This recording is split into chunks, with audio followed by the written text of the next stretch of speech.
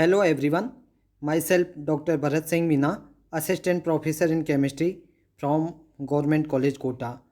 Today discuss about chemistry of elements of second and third transition series. इससे पहले मैं आपको ये ब्रीफ करना चाहूँगा कि इससे लास्ट लेक्चर में हमने फर्स्ट ट्रांजिशन सीरीज के एलिमेंट्स का second and third transition series के एलिमेंट्स के कैरेक्टर्स के साथ कंपैरिजन के बारे में डिस्कस किया था। आज हम चतुष्फलकीय, अष्टफलकीय एंड वर्ग समतलीय क्रिस्टल क्षेत्र विभाजन की तुलना, या हम कहें comparison of tetrahedral, octahedral and square planar crystal feed splitting के बारे में डिस्कस करेंगे। तो फर्स्ट ऑफ ऑल हम ये जानते हैं कि चतुष्फलकीय क्षेत्र जो टेट्राहेड्रल फील्ड होती है उसके क्रिस्टल क्षेत्र विभाजन डेल टी का जो मान होता है वो ऑक्टाहेड्रल फील्ड में हुए क्रिस्टल क्षेत्र विभाजन डेल ओ की तुलना में बहुत कम होता है।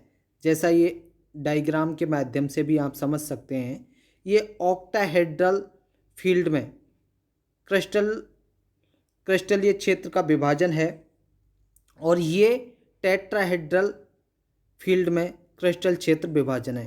तो आप देख रहे हैं कि ऑक्टाहेड्रल क्षेत्र में आपको जो स्टेबिलाइजेशन एनर्जी है, क्रिस्टल फील्ड CFSE एनर्जी है, वो आपको बहुत अधिक दिखाई दे रही है। किसकी तुलना में? टेट्राहेड्रल की तुलना में। तो इसके क्या कारण है कि चतुष्फलकीय क्षेत्र में जो क्रिस्टल क्षेत्र विभाजन होता है उसका मान अष्टफलकीय क्षेत्र में हुए क्रिस्टल क्षेत्र विभाजन की तुलना में बहुत कम होता है। इसके क्या कारण है? इसके निम्न मुख्य रूप से कारण है, जिसमें पहला कारण तो यह है कि जैसा कि हम जानते हैं कि अष्टफलकीय क्षेत्र जब बनता है तो कितने लिगेंड की आवश्यकता होती है? 6 लिगेंड की। तो अष्टफलकीय क्षेत्र में जो मेटल होता है उसकी ओर कितने लिगेंड आएंगे? 6 लिगेंड आएंगे। और जबकि टेट्राहेड्रल क्षेत्र में कितने लिगेंड आते हैं? 4 लिगेंड ही केंद्रीय मेटल की तरफ आते हैं। तो हम ये जानते हैं कि अष्टफलकीय क्षेत्र में की तुलना में चतुष्फलकीय क्षेत्र का जो विभाजन होगा वो 2/3 होगा। क्यों? क्योंकि अष्टफलकीय में तो 6 लिगेंड मेटल की तरफ आए और चतुष्फलकीय में 4 लिगेंड मेटल की तरफ आए। तो 4/6 करेंगे तो 2/3 ही होगा।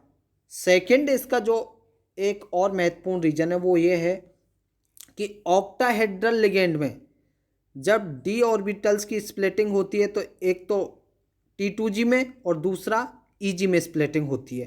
तो ऑक्टाहेड्रल क्षेत्र में जो लिगेंड EG कक्षकों के एकदम सीध में पहुंचेंगे तो वहां पर जो रिपल्सन होगा वो अधिक होगा, और जब रिपल्सन अधिक होगा तो CFSE या क्रिस्टल क्षेत्र विभाजन भी अधिक होगा।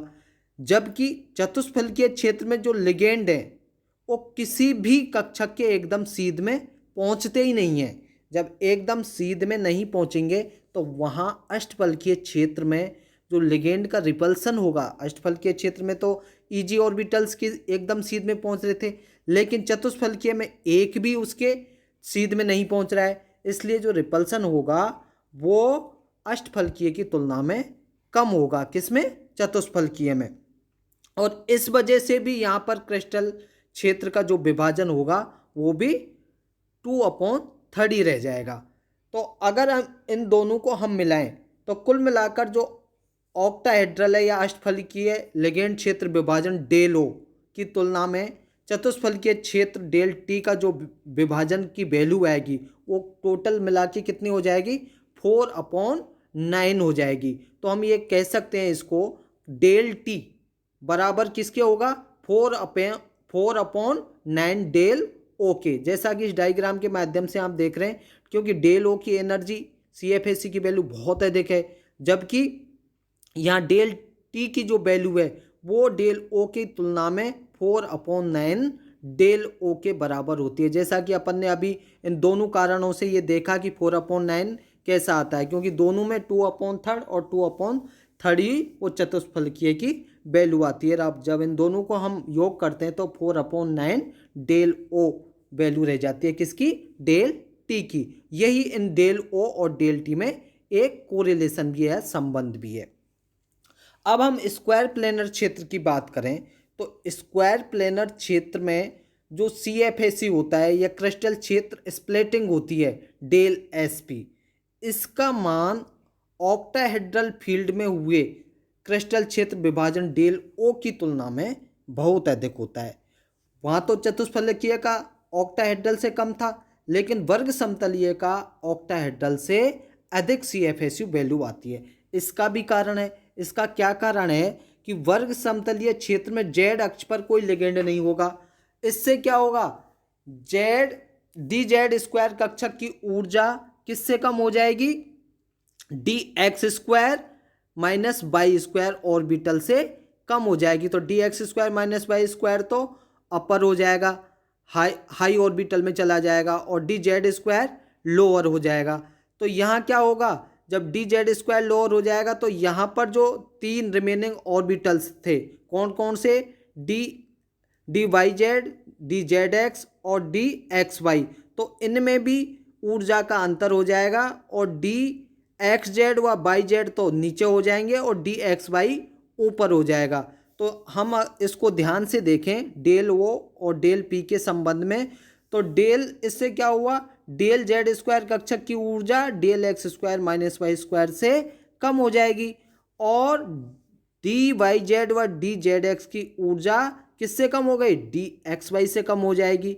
कुल मिलाकर dx² माइनस y² की तुलना में dxz व yz की ऊर्जा काफ़ी अधिक हो जाती है। यहाँ अगर आप ध्यान से देखें तो ये 5d ऑर्बिटल्स हैं, इनकी जब स्प्लिटिंग हुई ऑक्टाहेड्रल के रूप में तो T2g और Eg ऑर्बिटल्स में हो गई। T2g लोअर एनर्जी के थे और Eg हाई एनर्जी के थे। फिर Eg ऑर्बिटल्स की भी जब स्प्लिटिंग हुई तो इसमें dz² तो लोअर एनर्जी का हो गया और dx² माइनस y² अपर एनर्जी का हो गया, क्योंकि वर्ग समतलीय के कारण। और T2g की जब स्प्लिटिंग हो रही है तो dxy तो हायर एनर्जी का हो गया, इसकी हाई एनर्जी dz² से भी अधिक हो गई, जबकि dxz और yz की जो एनर्जी है वो सबसे कम हो जाती है। इसीलिए यहाँ पर हम देखें अब dxz और yz और dx² माइनस y² के मध्य का अंतर देखें तो ये बहुत अधिक हो जाता है। इसीलिए dx² माइनस y² की तुलना में dxz और yz की ऊर्जा काफ़ी कम हो जाती है। डेल ओ और डेल SP में ये एक कोरिलेशन है। दूसरा इसका फैक्टर है कि अष्टफलकीय संकुल के बनते समय यदि आपका लिगेंड वीक है तो डेल ओ का मान कैसा हो जाएगा, कम हो जाएगा, और यदि लिगेंड आपका स्ट्रोंग है तो उस स्थिति में डेल ओ का मान कैसा हो जाएगा, ज़्यादा हो जाएगा। और उससे क्या होगा, जब ज़्यादा हो जाएगा तो Eg व T2g कक्षकों के मध्य ऊर्जा का अंतर भी अधिक हो जाएगा, और जब ऊर्जा का अंतर अधिक हो जाएगा तो इलेक्ट्रॉन का क्या होगा, युग्मन होगा, और जब इलेक्ट्रॉन का युग्मन होगा तो लो स्पिन वाले कॉम्प्लेक्स बनेंगे।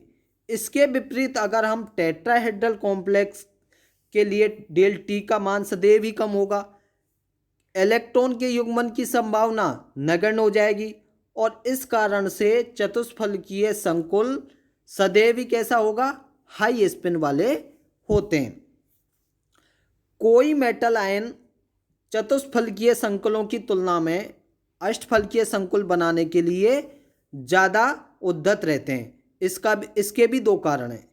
क्या कारण है, क्योंकि हम अच्छे से जानते हैं कि 4 बंधों की तुलना में चतुष्फलकीय में कितने लिगेंड आते हैं, 4, तो 4 बंधों की तुलना में, जबकि ऑक्टाहेड्रल में कितने बंध आते हैं, लिगेंड आते हैं 6, तो ऑक्टाहेड्रल में तो 6 बंध बनेंगे और टेट्रा में बनेंगे 4। तो पहला कारण तो इसका ये होगा कि 4 बंधों की तुलना में 6 बंध बनने में अधिक ऊर्जा मुक्त होगी, जिससे क्या होगा, ऑक्टाहेड्रल कॉम्प्लेक्स अधिक स्थायी होगा। दूसरा इसका एक कारण यह है कि टेट्राहेड्रल क्षेत्र की तुलना में ऑक्टाहेड्रल क्षेत्र के लिए जो क्रिस्टल फील्ड स्टेबिलाईजेशन एनर्जी, जिसे CFAC भी कहते हैं, का मान अधिक होगा। समझ रहे हो? तो दो कारणों के कारण ही ऑक्टाहेड्रल कॉम्प्लेक्स बनने के लिए धातु आयन ज़्यादा उद्धत रहते हैं। कौन सा? पहला तो ये कि बंध ऊर्जा अधिक मुक्त होगी, और दूसरा CFAC का मान अधिक होगा। चतुष्फलकीय कॉम्प्लेक्स तो निम्न परिस्थितियों में बनते हैं। पहला है, यदि लिगेंड का आकार बहुत बड़ा है, तो लिगेंड के आकार बड़े होने के कारण ऑक्टाहेड्रल कॉम्प्लेक्स बनने में एक बाधा उत्पन्न होती है। कौन सी? स्टेरिक हिंड्रेंस, त्रिविमीय बाधा उत्पन्न हो जाएगी। और जब त्रिविमीय बाधा उत्पन्न होगी तो उस परिस्थिति में चतुष्फलकीय संकुल ही बनेगा। दूसरी इसकी परिस्थिति तब उत्पन्न होती है चतुष्फलकीय बनने की, जब लिगेंड अत्यंत दुर्बल हो, बहुत ज़्यादा वीक हो। तो जब बहुत ज़्यादा वीक लिगेंड होगा तो क्रिस्टल फील्ड स्टेबिलाईजेशन एनर्जी के जो मान है वो भी बहुत कम हो जाएगा, और उस स्थिति में भी आपका चतुष्फलकीय कॉम्प्लेक्स बनेगा। तीसरा इसकी परिस्थिति कब क्रिएट होती है? जब सेंट्रल मेटल एटम की ऑक्सीडेशन स्टेट कम हो। तब ऑक्सीडेशन स्टेट कम होगी तो क्रिस्टल फील्ड स्टेबिलाईजेशन एनर्जी की वैल्यू भी कम होगी, और उस स्थिति में भी आपका चतुष्फलकीय संकुल बनने की संभावना बढ़ जाएगी। चौथी इसकी परिस्थिति तब बनती है जब या तो डी ऑर्बिटल में कोई इलेक्ट्रॉन ही नहीं हो, रिक्त हो, D0, या अर्धपूर्ण और पूर्ण भरे हों, जैसे D5 हो या D10 विन्यास वाले धातु आयनों में CFAC की वैल्यू कैसी आएगी? 0 आएगी।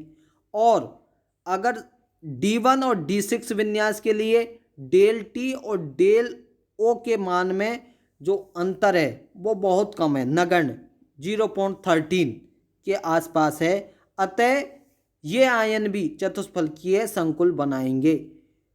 किस परिस्थिति में? या तो डी ऑर्बिटल वैकेंट हो, या अर्धपूर्ण हो, या पूर्ण भरा हो, तब CFAC का मान कम होगा। और या डी ऑर्बिटल में 1 इलेक्ट्रॉन हो या 6 इलेक्ट्रॉन हो, तो 1 इलेक्ट्रॉन या 6 इलेक्ट्रॉन होने की सिचुएशन में क्या होगा? डेल T और डेल O दोनों के मध्य जो एनर्जी का अंतर होगा वो बहुत कम होगा। तो उस स्थिति में भी टेट्राहेड्रल कॉम्प्लेक्स का निर्माण होगा। तो 4 परिस्थितियां जो मैंने अभी बताई थी, ये उत्पन्न होने पर ही टेट्राहेड्रल बनने की संभावना अधिक होती है, टेट्राहेड्रल बनता है। Thank you.